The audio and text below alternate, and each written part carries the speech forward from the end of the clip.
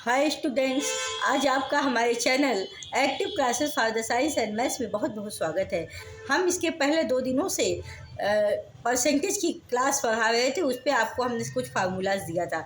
आज उसी के बेस्ड पर कुछ क्वेश्चंस हम लेकर आए हैं, जिन्हें आप देखिए और उसे सॉल्व करने की कोशिश करेंगे और आपको दिखाएंगे कि आप कैसे क्या चीज़ का कैलकुलेशन किया जाता है, जिससे आप सीख सके कि अपने क्लास में जो मार्क्स पाए हैं वो आपका कितना परसेंट है। किसी मार्ट में आप जा रहे हैं, कोई सामान लेना है तो कितना परसेंट डिस्काउंट है, कोई सामान कितने में ख़रीदे हैं और कितने में बेचे हैं तो बेनिफिट परसेंट कितना हुआ है।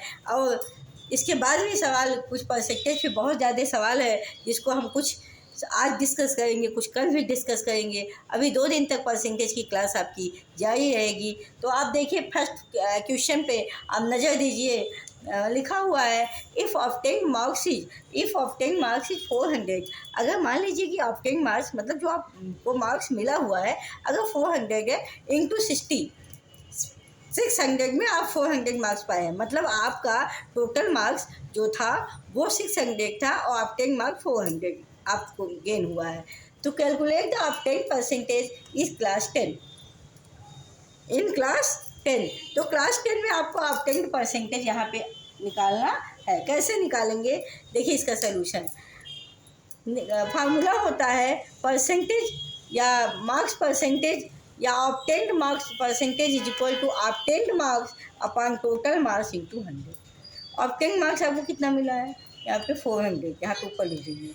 फिर टोटल कितना मिला है 600, टोटल 600 था इंटू 100 कर दिए। ये 0 से स्टूडेंट कैंसिल हो जाएगा, ऊपर बचेगा 400 अपॉन 6। जब इसको इससे डिवाइड करेंगे तो 66.6%। इसका मतलब है ये हुआ कि आपको जो मार्क्स मिला है हाई स्कूल में वो 66.6% है। तो इसी तरह आप हाई स्कूल में ही नहीं, ग्रेजुएशन में, इंटर में, 9th में, 12th में, 8th में, 7th में, 3rd में, 4th में आप इसी फार्मूले का, ये बेसिक फार्मूला है जिससे हम हर क्लास के ऑब्टेन मार्क्स को डालकर अपन टोटल मार्क्स करके हम 100 इंटू 100 करके परसेंटेज को हम निकाल सकते हैं। तो आपको अब ये पता चल गया होगा कि अगर कोई आपसे पूछे कि आपका कितना परसेंट है स्कूल में, तो आप इसी मार्क्स से निकाल लेंगे।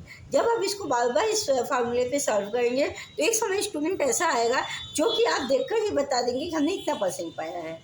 तो ये हुई बात स्कूल या कॉलेज में मार्क्स ऑब्टेन्ड की। इसके बाद या परसेंटेज ऑब्टेन्ड की। इसके बाद है calculate discount if 30% of on the 3000 rupees object. मान लीजिए कोई भी ऑब्जेक्ट, कोई भी सामान आप ले गए, किसी मॉल्ट में गए, वो ऑब्जेक्ट जो है 3000 का है और उस पर 30% आपको ऑफ कर दिया। तो आप डिस्काउंट परसेंट कैसे निकाल, पहले तो आपको डिस्काउंट परसेंट निकालना पड़ेगा ना। तो फिर आप इसके बाद समझेंगे कि ये सामान हमें कितने में मिलेगा। तो सबसे पहले डिस्काउंट परसेंटेज इक्वल टू होता है, हम आपको बता दें, जितना टोटल रुपीज हो उसको लिख लीजिए, रुपीज टोटल इंटू 30% है तो 30/100। 10 से ये कैंसिल, 10 से ये कैंसिल, यहाँ कितना बचा 3 इंटू 3 9, 2 0 में 900। मतलब आपको जो डिस्काउंट मिलेगा उस ऑब्जेक्ट में 900 मिलेगा।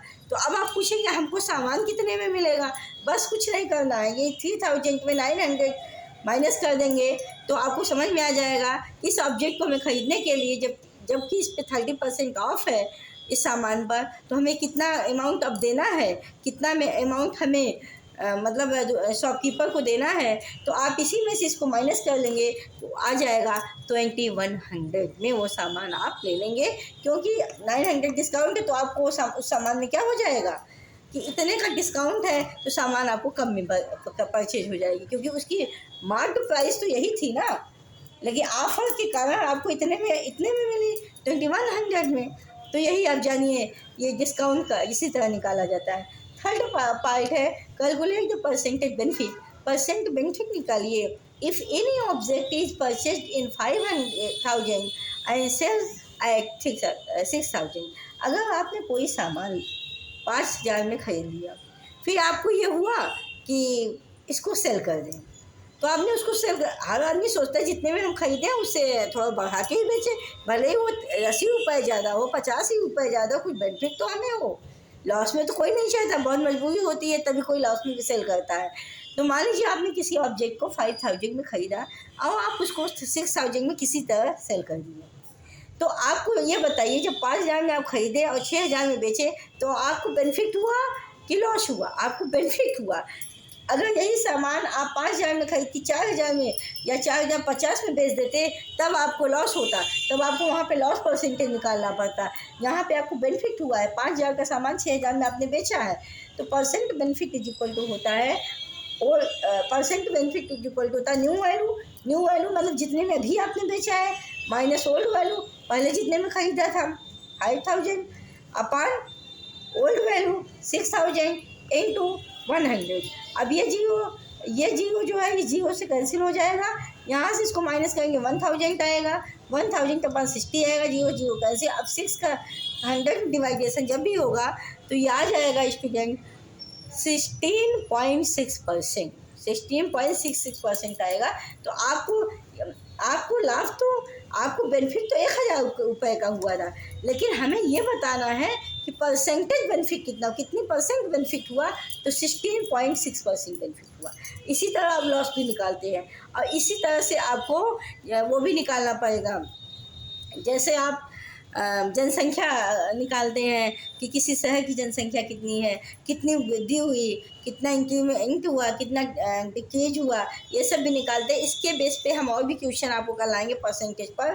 तो और आपको हम ये भी सिखाएंगे कि अगर कोई आपको ये दिया है, फ्रैक्शन दिया है, उसको परसेंट में कैसे बदला जाए और परसेंट को फ्रैक्शन में कैसे बदला जाए, ये भी हम इसी टॉपिक में बताएंगे, क्योंकि ये परसेंटेज से रिलेटेड टॉपिक में ही सब कुछ आएगा।